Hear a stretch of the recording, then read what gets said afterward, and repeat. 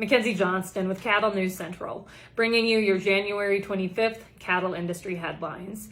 Brought to you by AgRisk Advisors.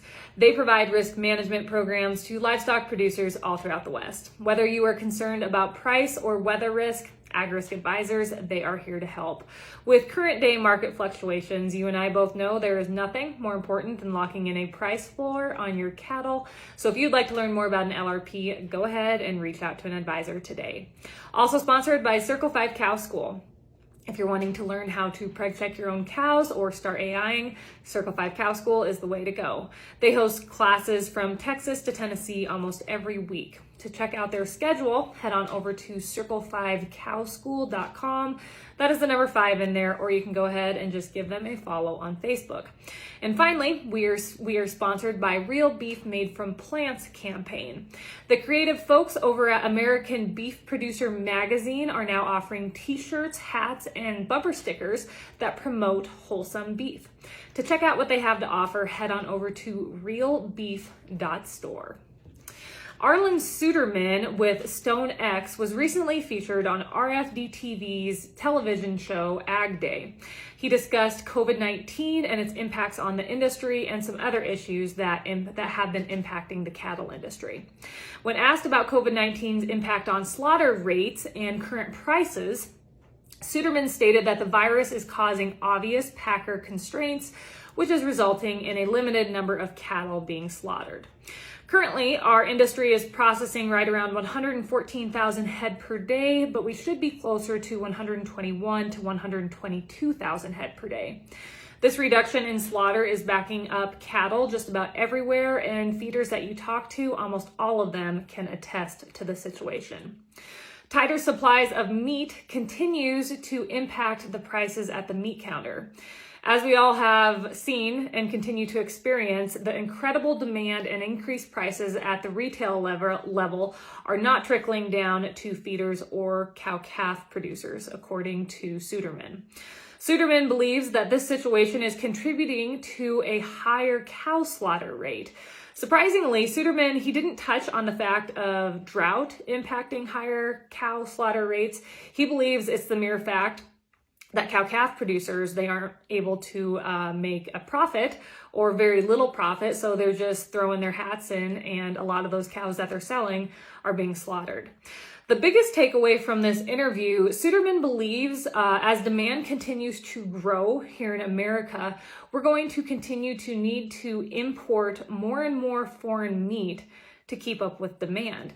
At the end of the day, what we're going to do is we're going to put the cowman out of business, said Suderman. So Lonesome Lands reported yesterday on the University of Arkansas's analysis that came out that went over the Cattle Price Discovery and Transparency Act of 2021.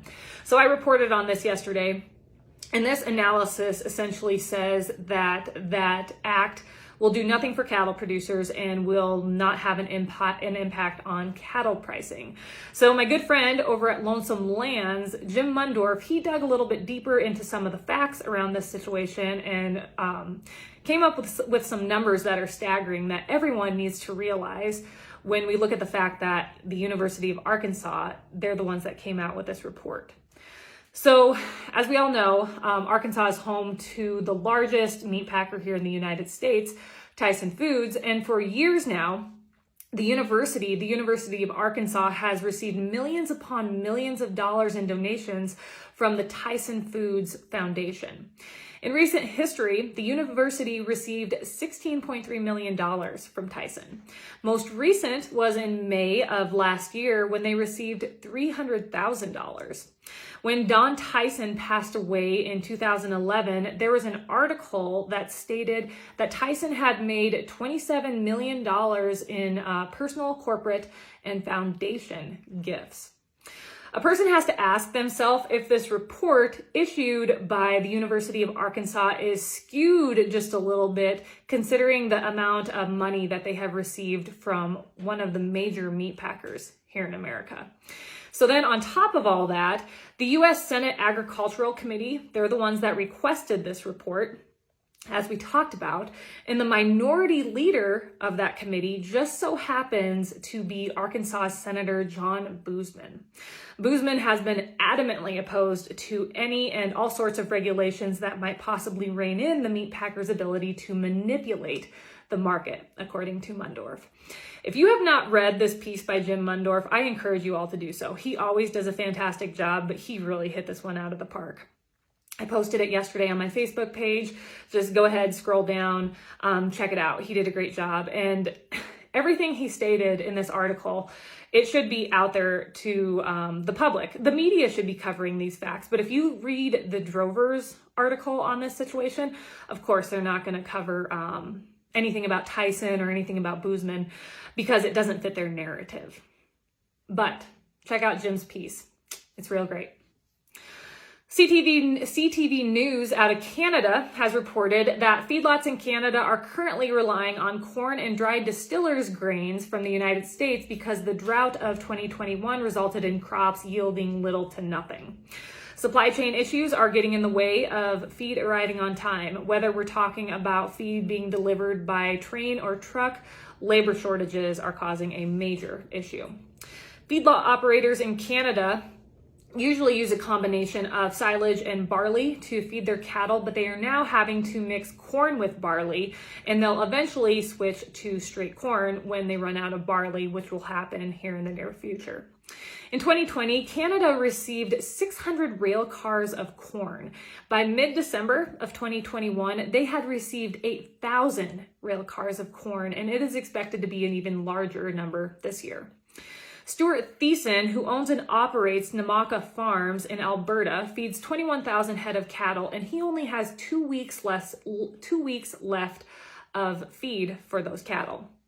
Thiessen has a contingency plan to switch his cattle over to a maintenance diet if his feed supplies get any lower. He said if grains quit coming to the U.S., ultimately the cattle will just starve. There are 5 generations that have run Namaka Farms, and in all of that time, they have never seen such terrible feed shortages. Yahoo News has reported that the price of urea in the Corn Belt fell 8.2% this past Friday to $675 per short ton, the lowest price that we have seen since October. Urea prices have fallen each week this month due to the market adjusting to reports of full warehouses. Retail prices for fertilizer are still sky high, almost double what we saw last time at this year, but according to Green Markets analyst Alexis Maxwell, that could soon reverse. Let's all cross our fingers. Finally, Reuters has reported that the United States opened its borders to even more Brazilian beef imports last week when Minerva Foods South America was deemed acceptable to export fresh beef from a plant in the interior of Sao Paulo state. This approval makes Minerva Foods South America's largest beef exporter with 7 units in Brazil authorized to export to the United States. That is all I have for you guys this morning. I hope everyone's week is off to a great start. Stay warm today. It is sure chilly here. Have a wonderful Tuesday.